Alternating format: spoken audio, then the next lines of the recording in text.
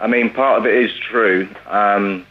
What's happened is because of the problem, I've been on different types of medication to try and relieve the problem.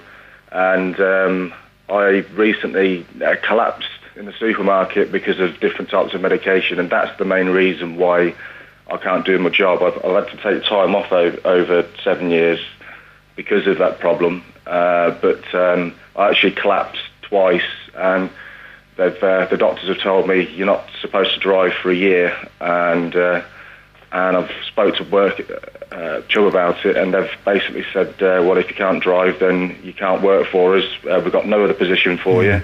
I've offered to do different types of job, and they've said, no, it's not good enough. We're going to terminate your contract, and you only get 10 weeks pay for the 10 years. Richard, help me with this. How did this go from you collapsing in a supermarket to having problems downstairs for 7 years? Well, I had a panic attack, so I went to the doctors to get some medication to stop having panic attacks, and I'm one in every 30,000 people that has an adverse effect to the medication, and that was it. And it was actually a problem for 5 days without remedying itself. I went to the doctors, told him, and he just laughed at me and said, yeah, I'll take these pills instead. So how have the Sun got the headline, Dick fears sack over 7-year erection?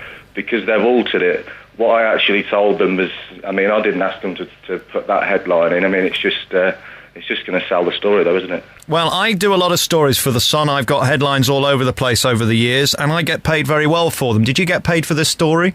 I've not been paid for it yet, no, but when you say very well, I wouldn't actually call it very well.